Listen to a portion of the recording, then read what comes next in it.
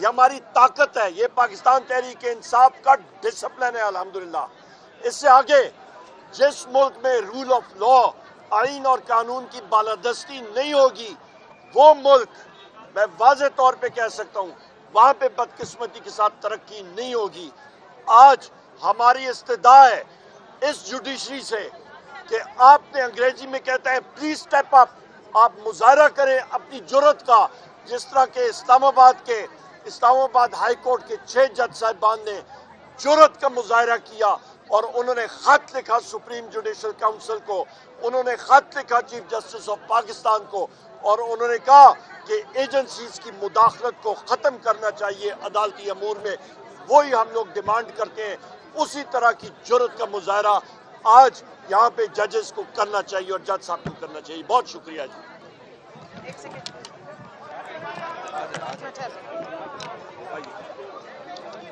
کافی بات ہو گئی ہے، میں صرف یہ کہوں گی خواتین اس لیے آئی تھی یہاں پر، خواتین اس لیے یہاں پر آئی تھی، 52% آبادی کی اتنی انسلٹ ہوئی ہے، یہ کیس ایک فلڈ گیٹ کھولا جا رہا ہے خواتین کے حقوق پر ڈاکہ مارنے کا، صرف پولیٹیکل وکٹمائزیشن کے چکر میں جس قسم کا یہ گھٹیا کیس بنایا گیا، جو زبان بولی گئی، جو گالی گلوچ کی گئی، اس کی توقع ہمیں نہیں تھی کہ عدالت اس طرح کی اجازت دے گی۔ خواتین کی نظریں لگی تھی کہ آج یہاں سے انصاف ہوگا، فیصلہ آئے گا۔ یہ فیصلہ صرف بشرا بی بی کے لیے نہیں آنا، یہ فیصلہ پاکستان کی خواتین بہن بیٹیوں کے لیے آنا ہے۔ اور میں حیران تھی کہ خاور مانیکا نے آج عورتوں کی عزت اچھالی، گالی گلوچ کی، لیکن عدالت خاموش رہی، جس کی وجہ سے ہم پریشان بھی ہوئے، شرمندہ بھی ہوئے، اور آج ہمارے سر بھی جھکے ہیں۔ اور ہمیں یہ لگ رہا ہے کہ پاکستان کے عدالتی جو نظام ہے اس میں اگر خواتین جائیں گی کسی بھی تماشے کے لیے تو ان کو آگے سے تہمتیں لگیں گی، ان کو گالیاں دی جائیں گی۔ تو خدارہ ہماری عدلیہ سے ریکویسٹ ہے، پاکستان کی 52% آبادی کے حقوق کی پروٹیکشن آپ کے ذمہ ہے۔ یہ کیس ایک لینڈ مارک ہے، یہ صرف پولیٹیکل وکٹمائزیشن کی بنیاد پر جو کیس بنایا گیا ہے اس کے بہت دور رس نتائج ہوں گے۔ پاکستان کی جو اسلامک جو سوسائٹی ہے اس کے اوپر اس کے بہت برا پریسیڈنٹ سیٹ ہوگا۔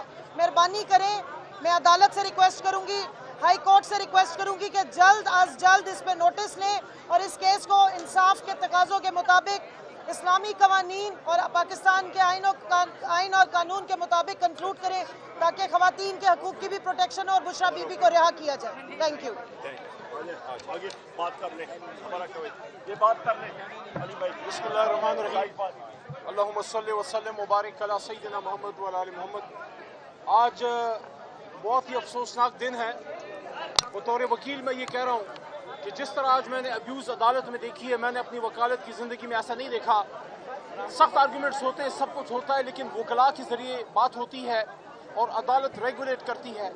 میں یہ ایکسپیکٹ نہیں کر رہا تھا کہ عدالت کے اندر سابق وزیر اعظم کو، ہمارے تو دوستوں نے باتیں کی ہیں بڑے سوفسٹیکیٹڈ انداز میں، میں صاف انداز میں بات کر رہا ہوں کہ آج سابق وزیر اعظم پاکستان عمران خان کو عدالت میں جج کے سامنے گالی دی گئی ہے۔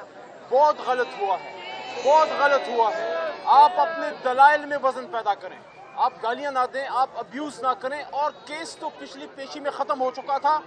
آج تو 9 بجے ہم اس امید میں تھے کہ فیصلہ آئے گا، ہم تو ہائی کورٹ میں تھے۔ آج ہائی کورٹ میں محترم چیف جسٹس صاحب کے سامنے ہم نے درخواست دی کہ سائفر کیس جو کل لگنا تھا اور یوم تکبیر کی وجہ سے چھٹی دی گئی، 24 سال بعد ان کو چھٹی یاد آئی، اچھی بات ہے، یوم تکبیر ہم سب کا ہے، لیکن یہ بھی سوچئے کہ جس نے بم بنایا عبدالقدیر خان، اس کا نام تک کل آفیشیل ڈاکومنٹیشن میں، کل کسی پریس ریلیز میں، وزیر اعظم شہباز شریف کے ٹویٹ میں کہیں ڈاکٹر قدیر کا نام نہیں تھا۔ ہم اس وجہ سے آج گئے کہ یوم تکبیر کی وجہ سے کل ہیئرنگ نہیں ہو سکی، تو ہمیں ارلی ڈیٹ میں چیف جسٹس صاحب نے پیر کا دن دیا ہے۔ ٹھیک ہے، پیر کے دن انشاءاللہ کیس ہو جائے گا۔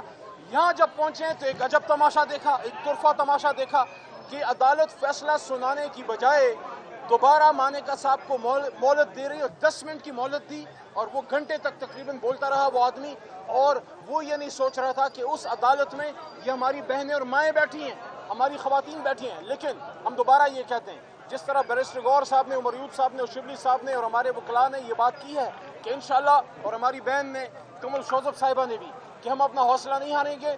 मैंने अदालत में अपने वकला को भी ये बात की, हमारा काम मुकाबला करना है, हम हर फोरम पे जाएंगे, दलाइल में वजन पैदा करेंगे, हमारे पास मजबूत केस है। और एक सवाल मैं ज़रूर मानिका साहब से पूछना चाहता हूँ बसद एहतराम, क्योंकि उम्र में मुझसे बड़े हैं, आपको 5 साल बाद कैसे याद आया कि इद्दत में मसला है?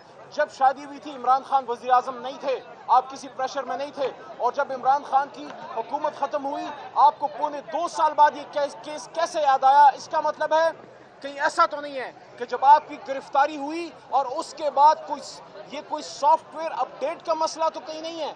ऐसा तो नहीं है कि जेल में जाने के बाद कोई सॉफ्टवेयर की अपडेशन हुई है? क्योंकि अगर आपको तकलीफ थी, अगर आपको शिकायत थी, तो शादी के पहले महीने, दूसरे महीने, पहले साल, दूसरे साल, तीसरे साल, चौथे साल, 5वें साल, आखिर आपको इतने साल बाद ये कैसे याद आया?